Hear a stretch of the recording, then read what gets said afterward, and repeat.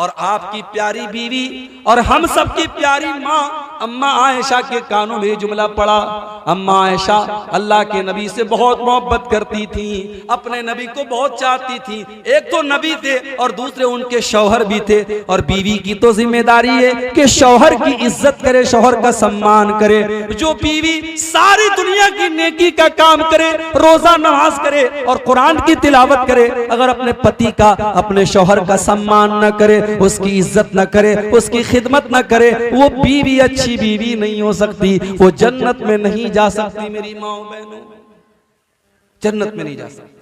खूब नमाज पढ़े, खूब रोजा रखे, अगर अपने शौहर की इज्जत नहीं करती, शौहर का एहतराम नहीं करती, शौहर को सम्मान नहीं देती, वो जन्नत में नहीं जा सकती।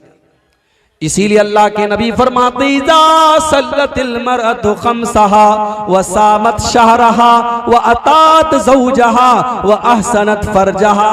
जो औरत 4 काम कर ले, 5 टाइम की नमाज पाबंदी से पढ़े, रमजान का रोजा रखे, अपने शौहर की इताअत करे और अपनी इज्जत व आबरू की हिफाजत करे, जो औरत ये 4 काम कर लेगी, अल्लाह के नबी फरमाते हैं दखलत मिन अब्वाबिल जन्नति शात, वो जन्नत के जिस दरवाजे से चाहे वो जन्नत में चली जाएगी, उसको जन्नत में जाने से कोई नहीं रोक सकता। मेरी प्यारी माँ बहनों, अपने शौहरों की इज्जत किया करो, कभी अपने शौहर की बुराई न किया करो, कभी अपने शौहरों को जलील न किया करो।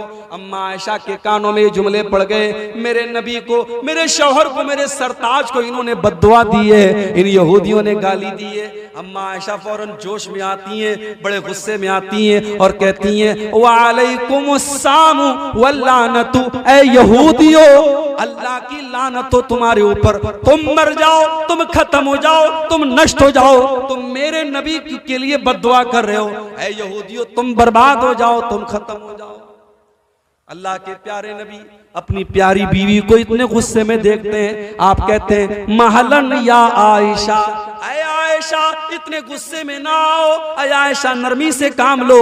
इन्नल्लाह युहिब्बुर रिफ्का फिल अम्रि कुल्लिही, ऐ आयशा अल्लाह ताला नरमी को पसंद करता है, हर चीज में नरमी पसंद करता है। ऐ आयशा तुम इतने गुस्से में ना आया करो। अम्मा आयशा ने कहा अल्लाह के नबी, क्या आपने नहीं देखा उन्होंने कितना बुरा भला आपको कहा? उन्होंने अस्सलाम वालेकुम नहीं कहा, बल्कि अस्सलाम वालेकुम कहा। आपने फरमाया ऐ आयशा मैंने सुना था, मुझे पता था उन्होंने सलाम नहीं किया है, उन्होंने बद्दुआ की है, लेकिन ऐ आयशा मैं जाहिल का जवाब जाहिल की भाषा में नहीं देता, मैं जाहिल का जवाब जाहिल की लैंग्वेज में नहीं देता। ऐ आयशा जब उन्होंने कहा अस्सलाम वालेकुम, तो मैंने जवाब में कह दिया वालेकुम, तुम पर भी हो, जो तुम मेरे लिए कह रहे हो वो तुम पर भी लौट जाए, वो तुम पर भी हो जाए। मैंने वो बुरा लफ्ज भी नहीं निकाला, मैंने जवाब दे दिया। तो जाहिल का जवाब ऐसे दिया जाता है, जाहिल के मुंह नहीं लगते हैं। अल्लाह के खास बंदों की दूसरी पहचान क्या है? व इज़ा खातबहुमुल जाहिलून क़ालू सलामा, जब जाहिलों से उनका पाला पड़ता है अस्सलामु अलैकुम कह करके आगे बढ़ जाते हैं, जाहिलों से बहस नहीं करते। चाय है?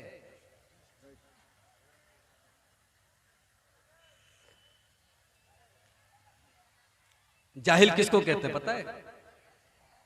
जरूरी नहीं है कि जाहिल वही आदमी जो पढ़ा लिखा ना, पढ़ा लिखा भी जाहिल होता है भाई। एक जाहिल हमारे पड़ोसी मुल्क में है, बड़ा बहुत ऊंची टोपी पहनता है, बहुत बड़ा अल्लामा उसको लोग कहते हैं वहां। अभी उसकी एक क्लिप मैंने सुनी इंटरनेट पर, उससे पूछा गया कि अल्लाह के नबी ने कब्र को पक्का करने से मना किया है, आप कब्र को पक्का करने से अल्लाह के नबी ने मना किया है, इस हदीस के बारे में आपका क्या कहना है?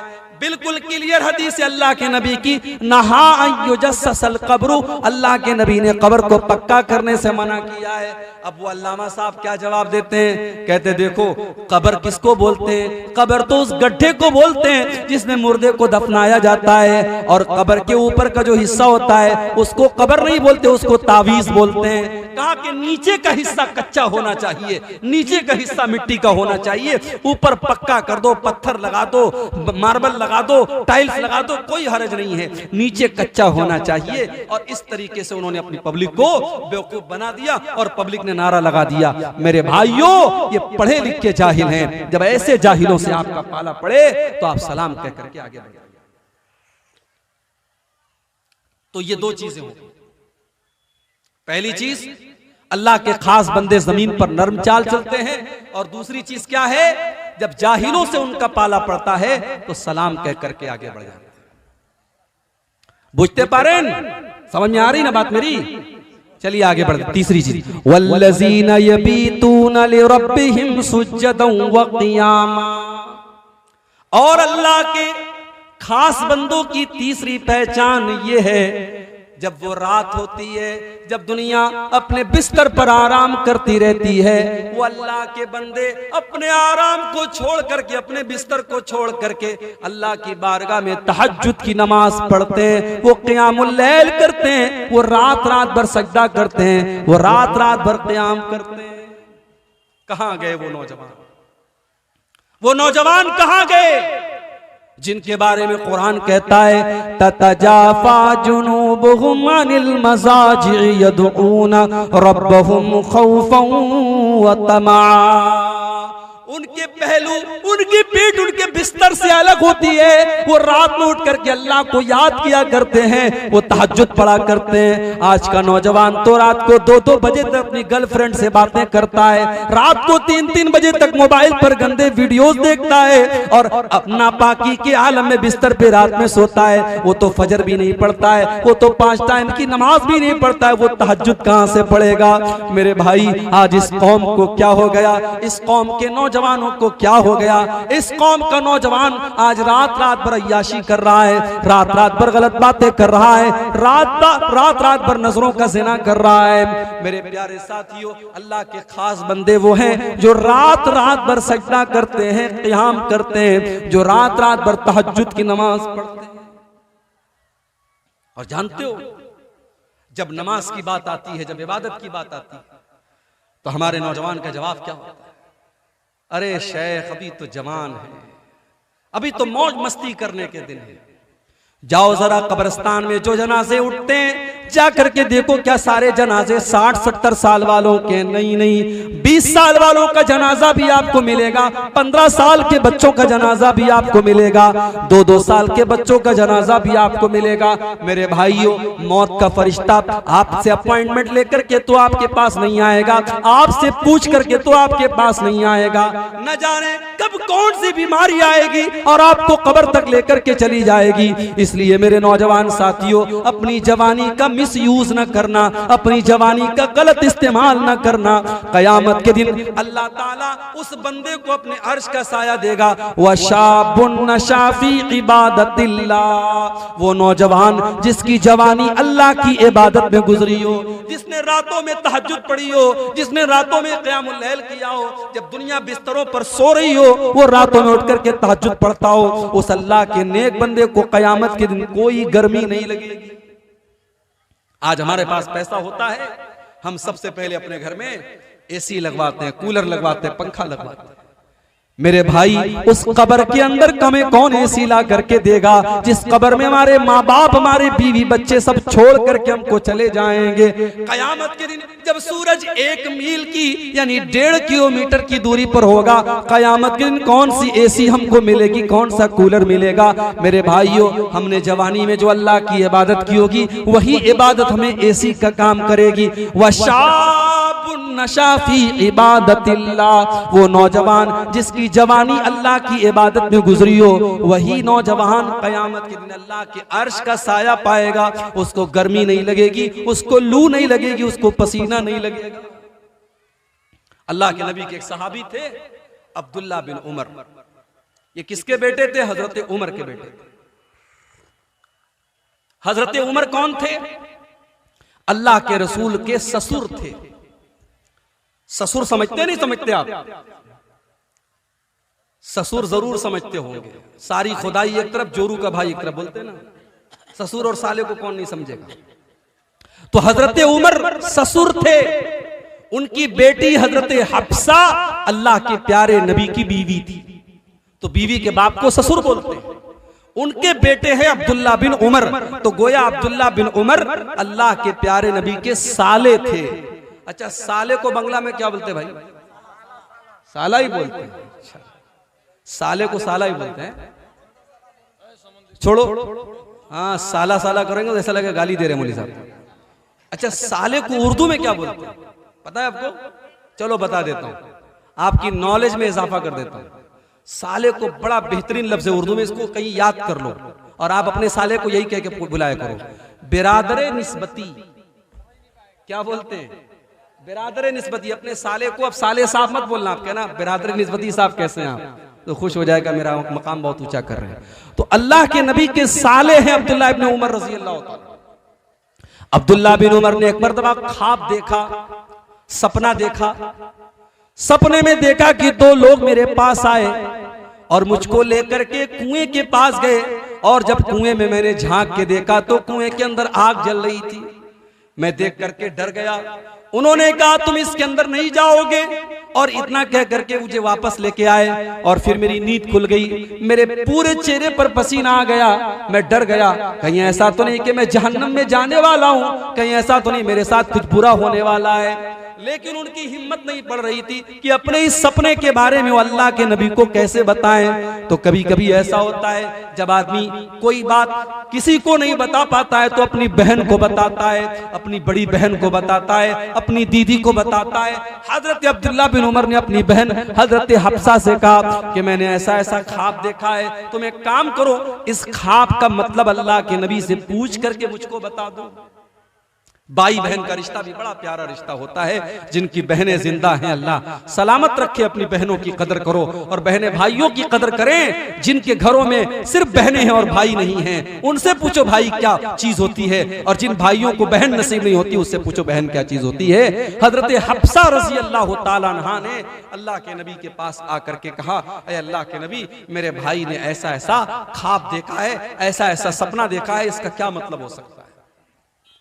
बुखारी के अल्फाज हैं, अल्लाह के नबी ने फरमाया कि ऐ हफ्सा नेमर रजुल अब्दुल्ला, ऐ हफ्सा तुम्हारा भाई अब्दुल्ला बहुत अच्छा इंसान है। इस सपने का कोई बुरा मतलब नहीं है, कोई खराब मतलब नहीं है। ऐ हफ्सा तुम्हारा भाई बहुत अच्छा इंसान है, बस एक बात की कमी है, लौ कान युसल्ली मिनल लैल। ऐ हफ्सा अपने भाई से कहो वो रात में जब इशा की नमाज पढ़ के घर जाता है तो सो जाता है। तुम्हारा भाई रात में सोता है और सीधे फजर की नमाज में उठता है। अपने भाई से कहो कि रात में उठ करके तहज्जुद पढ़ा करे, क़ियामुल लैल किया करे, रात को उठ करके अल्लाह की इबादत किया करे। हजरत हफ्सा आती हैं और अपने भाई को ये बात बताती हैं कि अल्लाह के नबी ने तेरी तारीफ की है और कहा है कि तेरा भाई बहुत अच्छा इंसान है, बस एक बात की कमी है, वो रात में तहज्जुद नहीं पढ़ता है। ओ मेरे नौजवान साथियों, रात रात भर जलसे आपने सुने हैं, तकरीरें आपने सुनी है, मगर एक कान से सुन करके दूसरे कान से उड़ा देने की हमारी और आपकी आदत है। जरा अब्दुल्ला बिन उमर को देखो, जब उनके कानों में अल्लाह के नबी के ये जुमले पड़ गए कि अल्लाह के नबी ने मेरी तारीफ की है और ये कहा है कि अब्दुल्ला बहुत अच्छा इंसान है, बस एक बात की कमी है, वो रात में तहज्जुद नहीं पढ़ता है। बुखारी के अल्फाज हैं, फकाना ला यनामु मिनल लैली इल्ला कलीला। उस दिन के बाद से अब्दुल्ला बिन उमर रात में तहज्जुद पढ़े बगैर नहीं सोते थे और बहुत कम सोते थे, और रात का ज्यादातर हिस्सा वो तहज्जुद पढ़ करके और क़ियामुल लैल पढ़ करके गुजार दिया करते थे। मेरे भाई, नमाज की पाबंदी करो और 5 टाइम की नमाज के साथ साथ कोशिश करो, अगर लंबी नहीं पढ़ सकते तो छोटी छोटी, अगर 8 रकात नहीं पढ़ सकते तो 6 रकात सही, 4 रकात सही, 2 रकात सही, तहज्जुद पढ़ने की आदत डालो। वल्लज़ीना यबीतूना लिरब्बिहिम सुज्जदन व क़ियामा, जिनकी गोद सुनिए, जिन औरतों को बच्चा नहीं हो रहा है और शादी के कई साल हो गए हैं, उन जोड़ों से कहूंगा रात में तहज्जुद पढ़ा करो। रात का टाइम कबूलियत का टाइम होता है, रात में अल्लाह दुआओं को सुना करता है। 5 टाइम की नमाज की पाबंदी करो और रात में तहज्जुद पढ़ के अल्लाह के सामने गिड़गिड़ा के औलाद मांगो। जिस अल्लाह ने ज़करिया अलैहिस्सलाम को 90 साल की उम्र में बेटा दिया था और 85 साल की उम्र में इब्राहिम को बेटा दिया था, वो अल्लाह आपको भी बेटा देगा। रात में उससे मांगा करो। जिनके कारोबार में बरकत नहीं हो रही है, जिनके बिजनेस में लॉस हो जा रहा है, जिनको नौकरी नहीं मिल पा रही है, जो इम्तिहान में फेल हो जाया करते हैं, अपनी मेहनत करने के साथ साथ नमाज की पाबंदी करो मेरे भाई, और रात में तहज्जुद पढ़ने की आदत डालो। ये अल्लाह के स्पेशल बंदों की पहचान है। वल्लज़ीना यबीतूना लिरब्बिहिम सुज्जदन व क़ियामा। तो ये हो गई तीसरी पहचान, अल्लाह के खास बंदे रात में तहज्जुद की नमाज पढ़ते हैं। अच्छा, जब आदमी तहज्जुद पढ़ेगा तो बोलो वो आदमी बुरा होगा कि नेक होगा? जाहिर है नेक होगा, मुत्तकी होगा, परहेजगार होगा। हमारे यहाँ तो जो बेचारा 5 टाइम की नमाज पढ़ता है उसको लगता है कि मैं तो जन्नत मेरे बाप की होगी, जन्नत में मैंने टिकट बना लिया। ये अल्लाह के खास बंदे तहज्जुद पढ़ रहे हैं, रात रात भर जाग रहे हैं, लेकिन उसके बाद भी वो अल्लाह से डरते रहते हैं। उनकी चौथी पहचान क्या है? वल्लज़ीना यक़ूलूना रब्बना सुरिफ़ अन्ना अज़ाब जहन्नम इन्ना अज़ाबहा कान गरामा। मेरे बंदे वो हैं जो अल्लाह से दुआएं किया करते हैं कि अल्लाह तो हमको जहन्नम के अजाब से बचा ले। जहन्नम का अजाब तो बड़ा खतरनाक है, ये इंसान से चिपक जाने वाला और इंसान से चिमट जाने वाला है। इन्नहा साअत मुस्तक़र्रन व मुक़ामा। जहन्नम बड़ा ही बुरा ठिकाना है, बड़ी बुरी जगह है। पता ये चला कि तहज्जुद पढ़ करके भी वो अल्लाह से डरते रहते हैं और जहन्नम से बचने की दुआएं करते रहते हैं। इसलिए मेरे भाई कभी भी ये मत सोचो मैं नमाज पढ़ रहा हूँ, मैं कुरान पढ़ रहा हूँ, मैं नेकी का काम कर रहा हूँ तो मैं बहुत नेक बन गया, मैं बहुत मुत्तकी बन गया। बल्कि अल्लाह के अजाब से डरा करो और दुआ किया करो अल्लाह हमको जहन्नम के अजाब से बचा ले। जहन्नम कोई मामूली चीज नहीं है, जहन्नम बड़ी खतरनाक चीज है और जहन्नम इंतजार कर रही है कि अल्लाह का बंदा कब गलती करे, कब अल्लाह की नाफरमानी करे और जहन्नम का शिकार बन जाए। इन्न जहन्नम कानत मिरसादा लित्तागीन माबा लाबितीन फीहा अहकाबा। जहन्नम घात में बैठी है, जहन्नम इंतजार में बैठी है, जहन्नम प्रतीक्षा कर रही है। अल्लाह के नाफरमान लोगों का ठिकाना है जहन्नम। जो जहन्नम में जाएंगे तो हमेशा हमेशा रहेंगे, जो काफिर होंगे, जो मुशरिक होंगे। ला यज़ूक़ून फ़ीहा बरदन वला शराबा।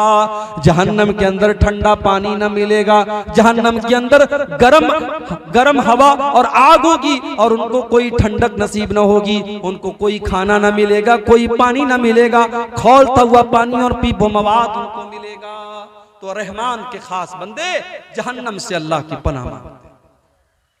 4 चीज हो गई, आगे बढ़ते हैं 5वीं चीज। बहुत गौर से सुनिएगा, इंशाअल्लाह आज की तकरीर में कुछ आपको दे के जाऊंगा, कुछ सीख करके यहां से आप जाएंगे। अल्लाह के खास बंदों की पहचान आपको बता रहा हूं, सब्र से और सुकून से आप बैठिए, इंशाअल्लाह ये टॉपिक पूरा करके मैं यहां से उठूंगा। 4 चीजें हो गई, 5वीं चीज वल्लज़ीना इज़ा अनफ़क़ू लम युसरिफ़ू व लम यक़तुरू व कान बैन ज़ालिका क़वामा। रहमान के खास बंदे, अल्लाह के खास बंदों की 5वीं पहचान ये है, जब वो पैसा खर्च करते हैं तो फजूल खर्ची नहीं करते और बखीली नहीं करते, बल्कि बीच का रास्ता अपनाते हैं।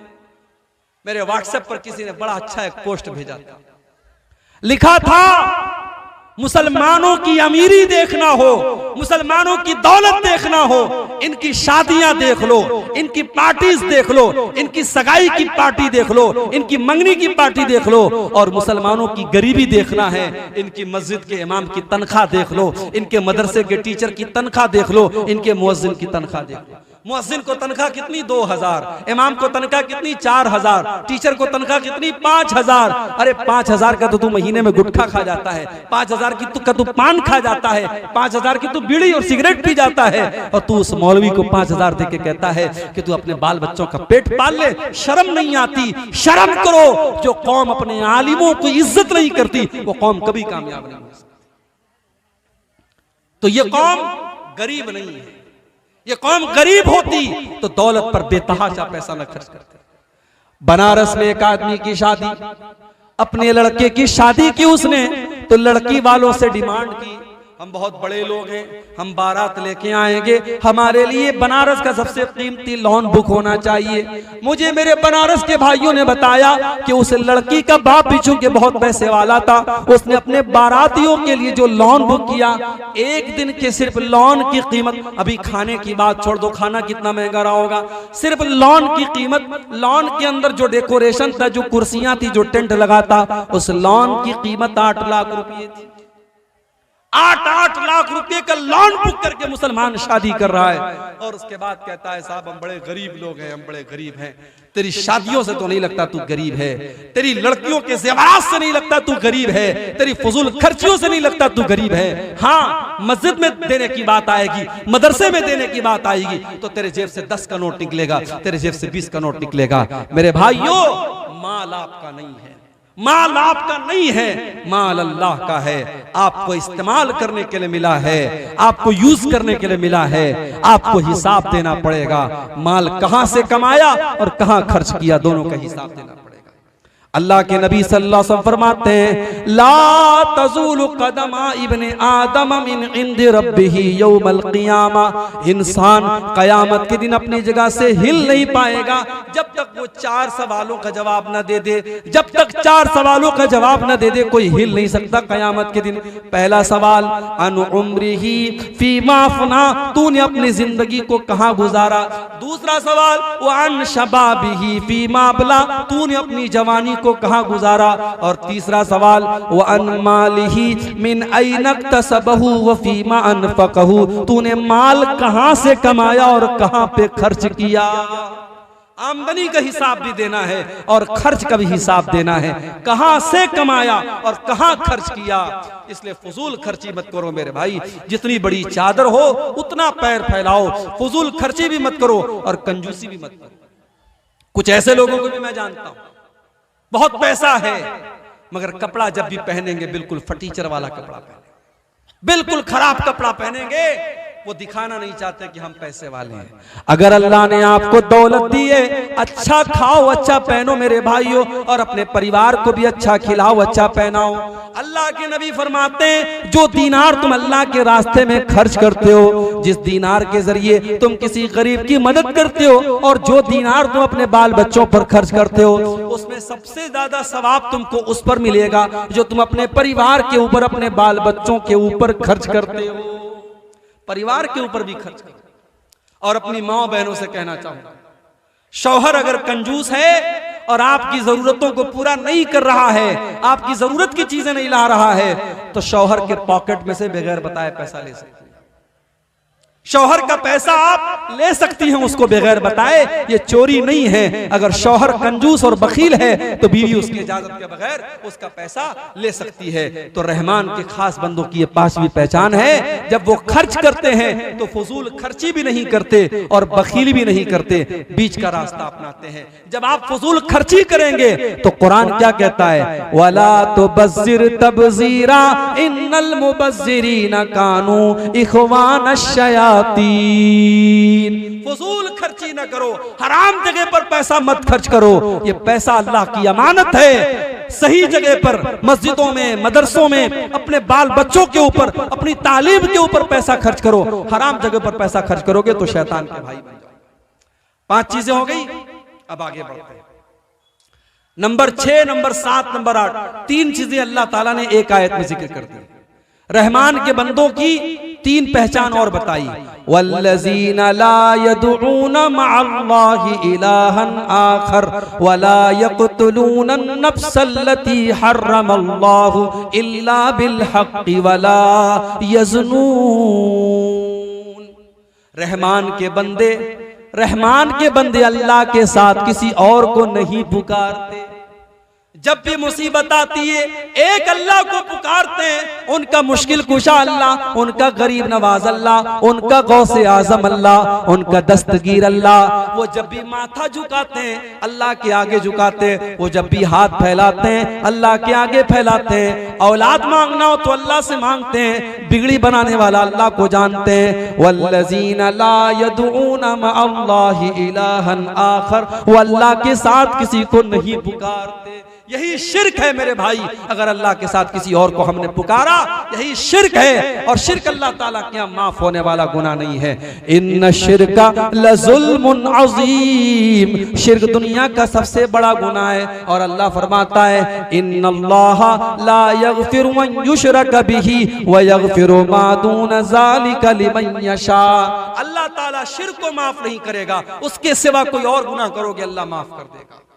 आज का मुसलमान कब्रों पे जाके सजदा कर रहा है, मज़ारों पे जाके सजदा कर रहा है, लाल काले पीले धागे बांध करके उसको मुश्किल कुशा समझ रहा है और गले में तावीज़ पहन रहा है और अपने बुजुर्गों और पीरों के सामने सजदा कर रहा है। मौलाना हाली ने 100, 125, 150 साल पहले कहा था, करे गैर गर्बुत की पूजा तो काफिर, कवाकिब में माने करिश्मा तो काफिर, झुके आग पर बहरे सजदा तो काफिर, जो ठहराए बेटा खुदा का तो काफिर, मगर मोमिनों पर कुशादा है राहें, परस्तिश करे शौक से जिसकी चाहे, नबी को जो चाहे खुदा कर दिखाएं, इमामों का रुतबा नबी से बढ़ाएं, मज़ारों पे जा जा के नजरें चढ़ाएं, शहीदों से जा जा के मांगे दुआएं, न तौहीद में कुछ फर्क इससे आवे, न इस्लाम बिगड़े न ईमान जावे। मेरे भाइयों, जो काम गैर मुस्लिम अपनी मूर्तियों के साथ कर रहा है, वही काम आप मजार और कब्र के साथ करेंगे, वो काफिर है, वो जहन्नमी है और आप पक्के मुसलमान हैं। ये नहीं हो सकता, ये डबल स्टैंडर्ड नहीं हो सकता, ये दोगलापन नहीं हो सकता, ये दोहरा मेयार नहीं हो सकता। जब आपने नमाज में कहा इय्याका नअबुदु व इय्याका नस्तईन, ऐ अल्लाह हम तेरी इबादत करते हैं और तुझी से मदद मांगते हैं, और मस्जिद के बाहर निकल के कहते हो या अली मुश्किल कुशा, या ख्वाजा गरीब नवाज, और दुकान का नाम रखते हो केजीएन और वाई केजीएन, ये नहीं चलेगा। शिर्क अल्लाह ताला क्या माफ नहीं होगा। रहमान के खास बंदे शिर्क नहीं करते। और अगली चीज क्या है, वला यक़्तुलून नफ्सल्लती हर्रमल्लाहु इल्ला बिलहक़, और अल्लाह के बंदे किसी निर्दोष की हत्या नहीं करते, किसी बेकसूर को कत्ल नहीं करते। इस्लाम का मानने वाला आतंकवादी नहीं हो सकता। इस्लाम का मानने वाला वो इंसान है जिसने उत्तराखंड में सुरंग के अंदर फंसे हुए 15 नौजवान, 15 मजदूर 15 दिन से फंसे हुए थे। उन मजदूरों को निकालने वालों में एक मुसलमान लड़का कुरैशी, उसका नाम कुरैशी खानदान का वो लड़का, मुसलमान लड़का, उसने अपना दिमाग लगा करके, अपना टैलेंट लगा करके उन मजदूरों को निकाला था। मेरे भाइयों, हमारा इतिहास रहा है, हमने जानों को बचाया है, हमने जान नहीं ली है। हमने तो देश को आजाद करने के लिए हमारे उलमा ने अपना खून बहाया है और काला पानी की सजाओं को झेला है। हाँ, इस्लाम का नाम लेकर के कोई अगर निर्दोषों की हत्या करता है, उसके लिए इस्लाम जिम्मेदार नहीं है, उसके लिए इस्लाम को ब्लेम नहीं किया जा सकता है। इस्लाम तो क्या कहता है, एक निर्दोष की हत्या करने वाला पूरी मानवता को कत्ल करने वाला है। मन कतल नफ्सन बिगैरि नफ्सिन औ फसादिन फिल अर्ज़ि फकअन्नमा कतल अन्नास जमीआ, एक इंसान की हत्या करने वाला पूरी इंसानियत का हत्यारा है। वमन अहयाहा फकअन्नमा अहयन्नास जमीआ, और एक इंसान की जान बचाने वाला पूरी इंसानियत की जान बचा रहा है।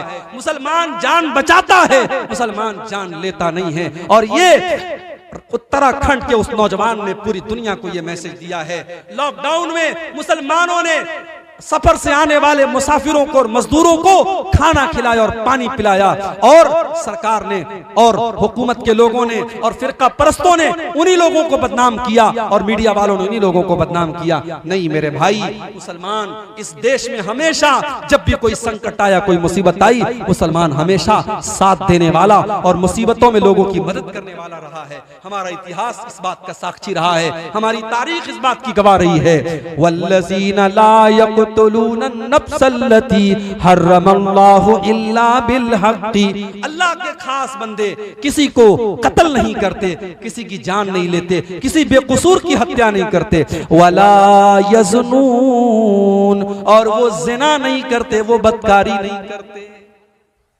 ज़िना नहीं करते। ज़िना क्या है? मर्द और औरत का गैर शरई तरीके से, नाजायज तरीके से ताल्लुक कायम करना। इस्लाम ने लड़का लड़की जवान हो गए, शादी के काबिल हो गए, इस्लाम ने शादी का ऑप्शन दिया है। अपने लड़कों की शादी समय पर कराओ, अपनी लड़कियों की शादी समय पर कराओ, और शादी के रस्म रिवाज को तोड़ दो। ये दहेज का चक्कर छोड़ दो, ये बारात का चक्कर छोड़ दो। जब तक आप निकाह को आसान नहीं करेंगे, ज़िनाकारी को रोकना बहुत मुश्किल हो जाएगा। इसीलिए अल्लाह के नबी फरमाते हैं, इज़ा खतब इलैकुम मिम्मन तरज़ौना दीनहु व खुल्क़हु फज़व्विजूहु। जब तुम्हारी लड़कियों के लिए ऐसा रिश्ता आ जाए, लड़का दीनदार है, लड़का अच्छा अखलाक वाला है, लड़का अच्छे घर वाला है, अपनी लड़कियों की शादी उससे कर दो। इल्ला तफअलू, अगर तुम ऐसा नहीं करोगे, तकुन फितनतुन फिल अर्ज़ि, तो जमीन में बहुत सारा फितना फैल जाएगा, व फसादुन अरीज़, और बहुत सारा फसाद फैल जाएगा। आज निकाह मुश्किल हो गया और जिना आसान हो गया। आज फेसबुक की चैटिंग और व्हाट्सएप की चैटिंग के जरिए आज नौजवान लड़का लड़की एक दूसरे से बातें करते हैं और फिर बाद में जाकर के मुलाकात तक होती है और होटल के कमरों में जाकर के जिना तक होता है। मेरे भाइयों, इस कौम का नौजवान आज जिनाकारी की तरफ भी जा रहा है। और इसीलिए अल्लाह जब कुरान में जिना का जिक्र करता है तो अल्लाह ये नहीं कहता है कि जिना मत करो, बल्कि अल्लाह क्या कहता है, वला तक़रबुज़्ज़िना इन्नहु काना फ़ाहिशतन व साअ सबीला। जिना के करीब भी न जाना, जिना के पास भी न जाना, ये बड़ा ही गंदा रास्ता है। मेरी प्यारी माँ और बहनों, आपको जो ये हुक्म दिया गया कि आप जब भी घर से निकलो तो पर्दे में निकलो, ये हुक्म क्यों दिया गया? ताकि ज़िनाकारी का रास्ता बंद हो जाए। औरत से कहा गया जो तेरे महरम रिश्तेदार नहीं है, तेरी खाला का लड़का है, तेरे मामू का लड़का है, तेरे चाचा का लड़का है, वो तेरा महरम नहीं है, उससे तेरी शादी हो सकती है। जब तू जवान हो गई तो अपने खाला के लड़के से भी पर्दा किया कर, अपने मामू के लड़के से भी पर्दा किया कर, अपने चाचा के लड़के से भी पर्दा किया कर। अपने घर के गार्जियनों से मैं कहता हूं, अपनी बेटियां, जब आपकी बेटियां जवान हो जाएं, जब आपकी लड़कियां जवान हो जाएं, तो जिस तरीके से गांव के बच्चों से बचाते हो, जिस तरीके से गांव और मोहल्ले के लड़कों से अपनी बेटियों को बचाते हो, वैसे ही मामू के, खाला के और चाचा के लड़कों से भी बचाया करो। वो आपकी बेटियों के लिए गैर महरम है। इसी तरीके से देवर भाभी का रिश्ता है। देवर भाभी में हमारे यहाँ हंसी मजाक हो रहा है। देवर भाभी को बाइक पर बिठा करके घूम रहा है और भाभी अपने देवर के कंधे पर हाथ रख के जा रही है और जीजा और साली साथ में घूम रहे हैं। मेरे भाइयों, ये ज़िनाकारी के चोर दरवाजे हैं, ये ज़िनाकारी तक समाज को लेके जाने वाले रास्ते हैं। इसीलिए इस्लाम ने हर वो चोर दरवाजा बंद कर दिया जहां से समाज के अंदर ज़िनाकारी आ सकती है। और अल्लाह ने साफ कह दिया, वला तक़रबुज़्ज़िना, ज़िना के करीब भी न जाना, कोई ऐसा काम न करना जिससे तुम ज़िना के करीब जाओ, इसलिए कि ज़िना बहुत गंदा काम और बहुत बुरा रास्ता है। तो रहमान के बंदे ज़िना नहीं करते, शिर्क नहीं करते, कत्ल नहीं करते, ज़िना नहीं करते। और ये तीन सबसे बड़े बड़े पाप हैं। अल्लाह के नबी से पूछा गया सबसे बड़ा पाप क्या है? आपने फरमाया अंतजाल लिल्लाहि निद्दन व हुवा खलक, सबसे बड़ा पाप ये है तुम अल्लाह के बराबर किसी को ठहरा दो। फिर पूछा गया अय अल्लाह के नबी उसके बाद सबसे बड़ा पाप क्या है? आपने फरमाया अन तक़तुल वलदक खशियता यतामा, अपनी औलाद को कत्ल कर दो इस डर से कि वो कल तुम्हारे साथ खाएगी। औलाद को कत्ल करना, मेरे भाई, आज माँ के पेट में भी औलाद को कत्ल किया जा रहा है, आज एबॉर्शन किया जा रहा है, आज माँ के पेट में हमल को जाये किया जा रहा है। 1400 साल पहले लोग बेटियों को पैदा होने के बाद जमीन में गाड़ा करते थे और आज का इंसान इतना हैवान हो चुका है, वो माँ के पेट में अपने औलाद को मार डालता है और अपनी औलाद को कत्ल कर डालता है। मेरे भाइयों, शिर्क के बाद सबसे बड़ा गुनाह ये अल्लाह के नबी फरमाते हैं अपनी औलाद को कत्ल कर दो इस डर से कि वो तुम्हारे साथ खाएगी। फिर पूछा गया अय अल्लाह के नबी उसके बाद सबसे बड़ा गुनाह क्या है? आपने फरमाया अंतुजानिया हलील तजारिक, अपने पड़ोसी की बीवी के साथ जिना करो। जिना तो किसी के साथ भी हराम है, लेकिन पड़ोसी पड़ोसी पर विश्वास करता है, पड़ोसी पड़ोसी पर भरोसा करता है। अगर इंसान अपनी पड़ोसन के साथ जिना करता है तो ये बहुत बड़ा गुनाह है। मेरे प्यारे साथियों, ये तीन बड़े बड़े गुनाह हैं जिनका यहां अल्लाह ने जिक्र किया है। तो रहमान के खास बंदे इन तीन गुनाहों से अपने आप को बचाते। वो शिर्क नहीं करते, वो कत्ल नहीं करते, वो ज़िना नहीं करते। वमन यफ़अल ज़ालिका यल्क़ा असामा, और जो ये 3 काम करेगा, जो शिर्क करेगा, जो ज़िना करेगा, जो कत्ल करेगा, वो बहुत बड़ा गुनहगार है। युज़ाअफ़ लहुल अज़ाबु यौमल क़ियामति व यख़लुद फ़ीही मुहाना। और अगर मुसलमान ये तीनों काम करता है तो उसको डबल अज़ाब दिया जाएगा और वो जहन्नम में हमेशा, जो शिर्क करेगा वो जहन्नम में हमेशा रहेगा। अब सवाल ये पैदा होता है, किसी ने शिर्क कर लिया, किसी ने ज़िना कर लिया, किसी ने कत्ल कर लिया, अब तौबा करना चाहता है, अब सुधरना चाहता है, तो सुधर सकता है कि नहीं? तौबा कर सकता है कि नहीं? उसकी वापसी का कोई रास्ता है कि नहीं? तो अल्लाह ने फरमाया इल्ला मन ताबा व आमन व अमिल अमलन सालिहा फउलाइका युबद्दिलुल्लाहु सय्यिआतिहिम हसनात।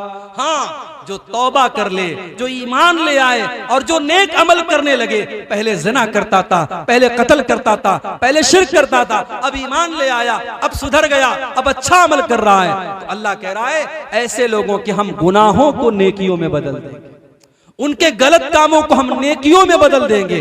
वमन ताबा व अमिल सालिहन फइन्नहु यतूबु इलल्लाहि मताबा। और जो सच्ची तौबा करता है वो दर हकीकत भटके हुए रास्ते से आकर के अल्लाह के रास्ते पर लौट जाता है। तौबा का मतलब ही होता है लौटना।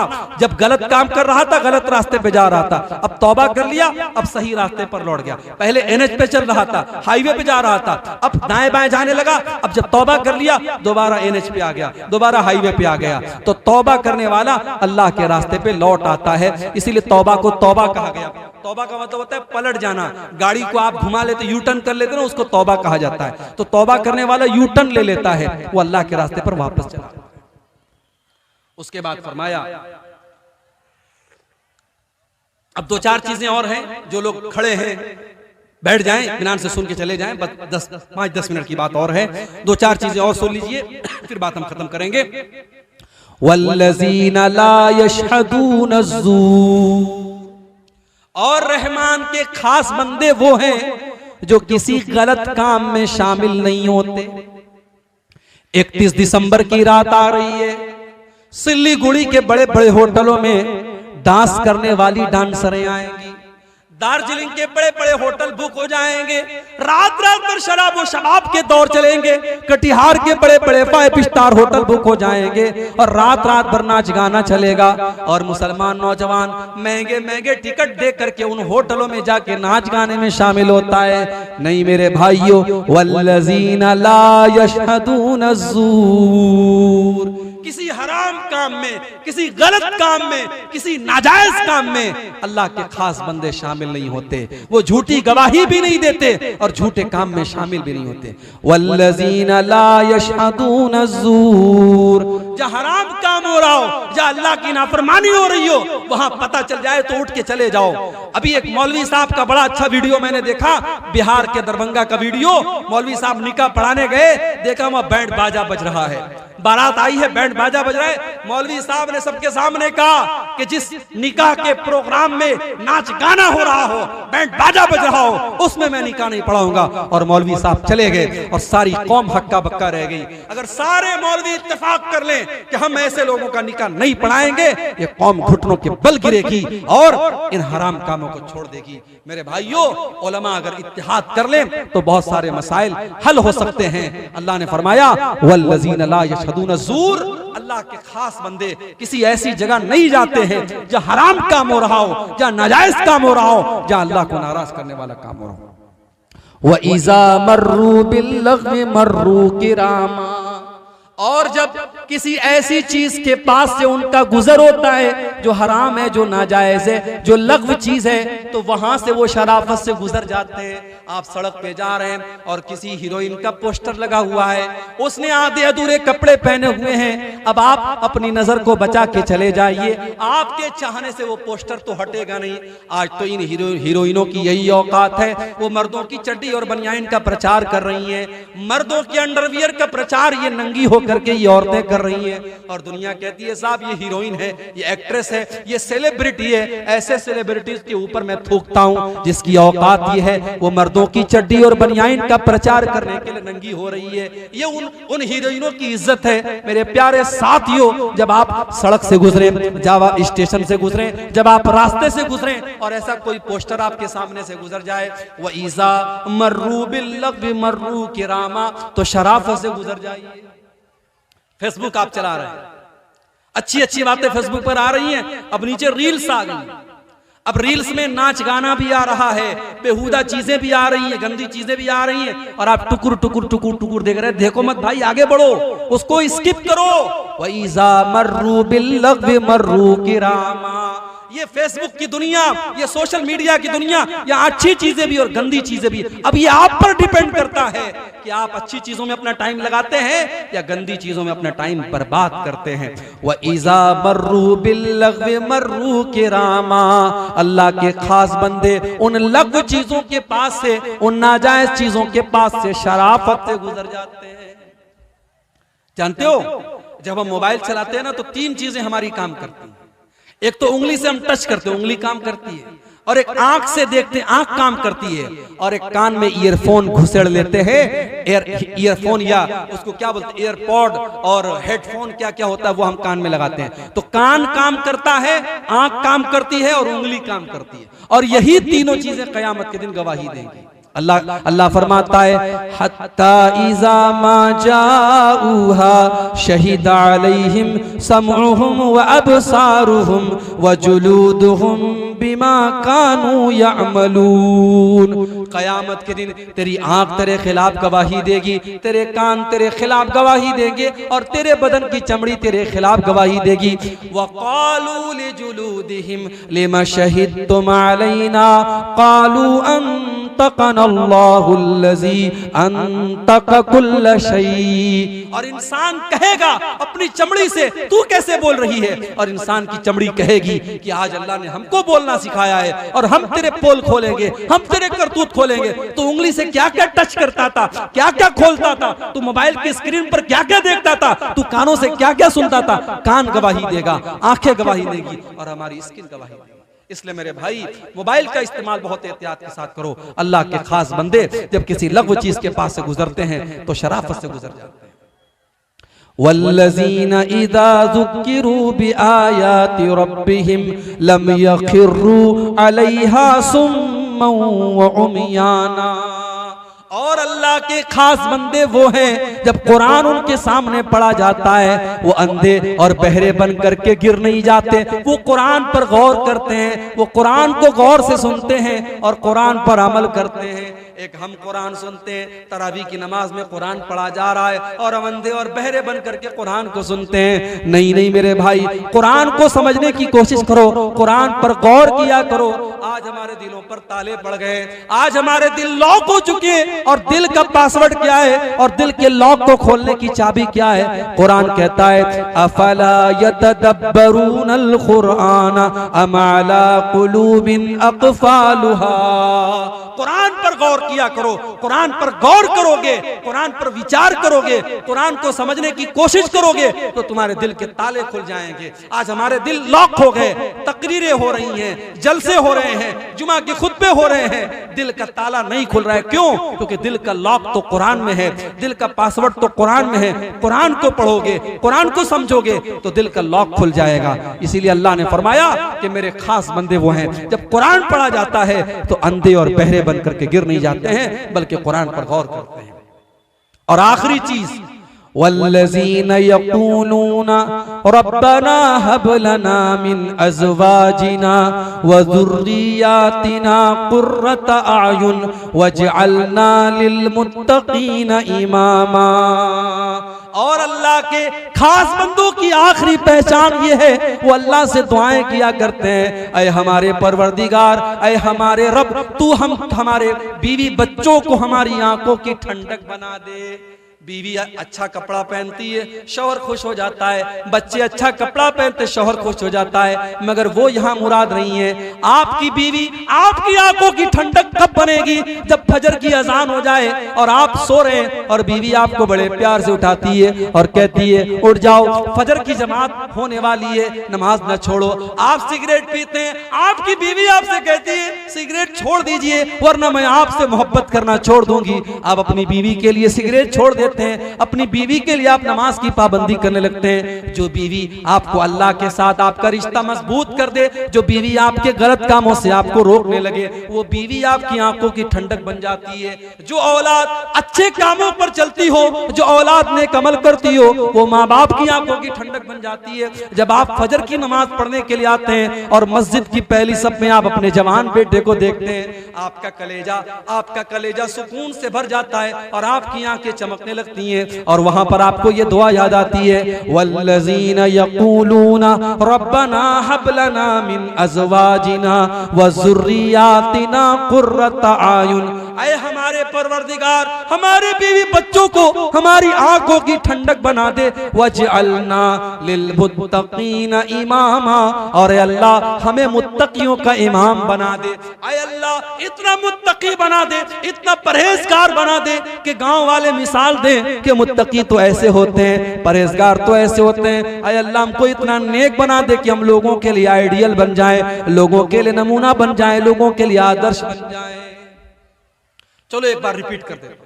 पहली चीज जमीन पे नरम चाल चलते हैं। दूसरी चीज जाहिल उनके मुंह लगते हैं तो सलाम कह के आगे बढ़ जाते हैं। तीसरी चीज रात रात भर तहज्जुद पढ़ते हैं। चौथी चीज जहन्नम से अल्लाह की पनाह मांगते हैं। पांचवी चीज जब खर्च करते हैं तो फजूल खर्ची नहीं करते, बखीली नहीं करते, बीच का रास्ता अपनाते हैं।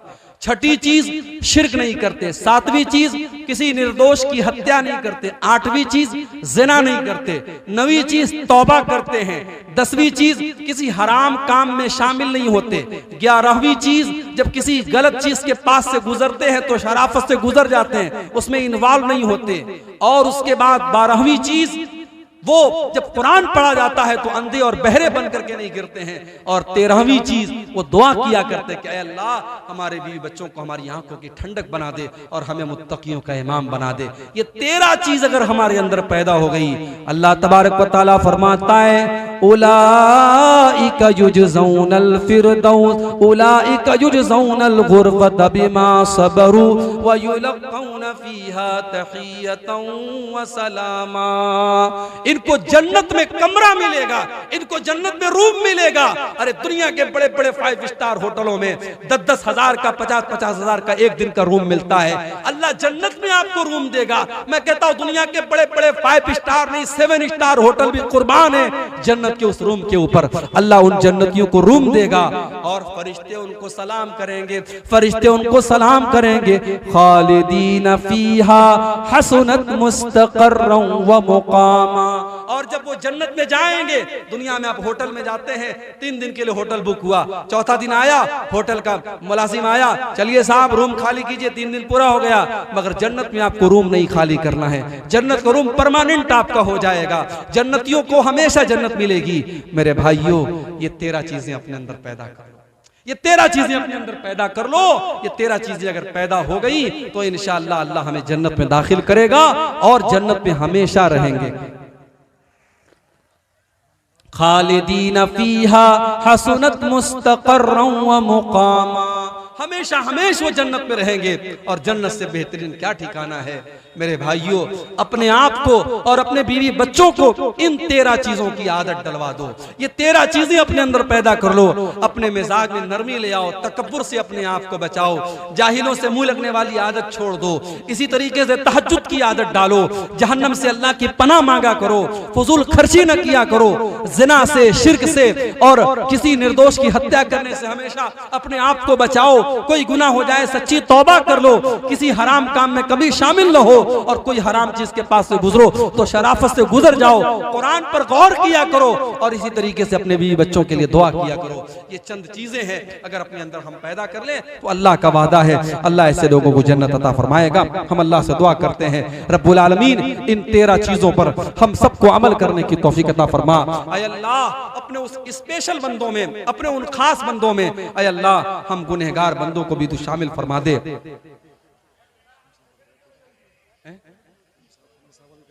अच्छा भाइयों, आप जानते हैं, बताने की जरूरत नहीं है, बड़ी क्लियर बात है। जलसा आपके इलाके में मदरसे के चंदे के लिए होता है और कलेक्शन के लिए सिर्फ एक मौलवी साहब आए थे और मुझे लगता है जैसा कलेक्शन आप लोगों को करना चाहिए था, देना चाहिए था, वैसा आपने नहीं दिया है। बहुत अफसोस की बात है।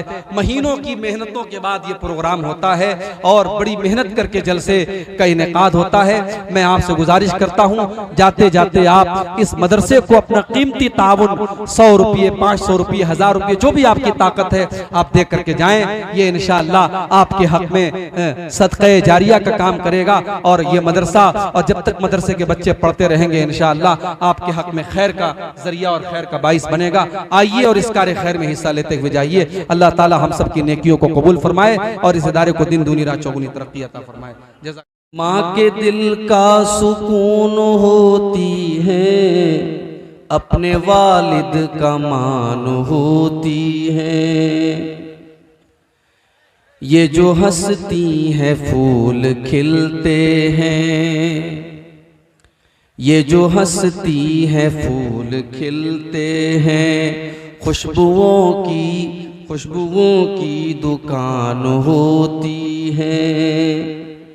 बन के रहमत ये घर में आती है, बन के रहमत ये घर में आती है। बरकतों का निशान होती है। बेटियों के ऊपर ये नज्म है, जो बेटियों के बाप हैं वो खास तौर से इस नज्म को समाप्त करें। बेटियों के ताल्लुक से ये नज्म खुद मेरी अपनी लिखी हुई नज्म है और मैं जब इसे पढ़ता हूँ तो दिल भर जाता है। बेटियों के ताल्लुक से आज समाज में न जाने कैसी कैसी सोच है, जबकि बेटी की परवरिश पर अल्लाह के नबी ने जन्नत की खुशखबरी सुनाई है। जो अमानत समझ के पालेगा, जो अमानत समझ के पालेगा, उसकी खातिर अमान होती है। परवरिश इनकी है बहुत मुश्किल, परवरिश इनकी है बहुत मुश्किल। सच में एक इम्तिहान होती है, सच में एक इम्तिहान होती है।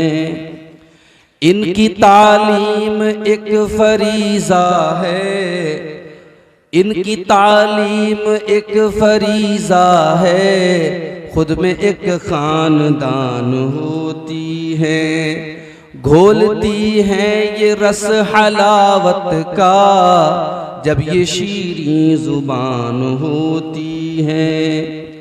बूढ़े वालिद को फिक्र होती है, जिस घड़ी ये जवान होती है। कैसे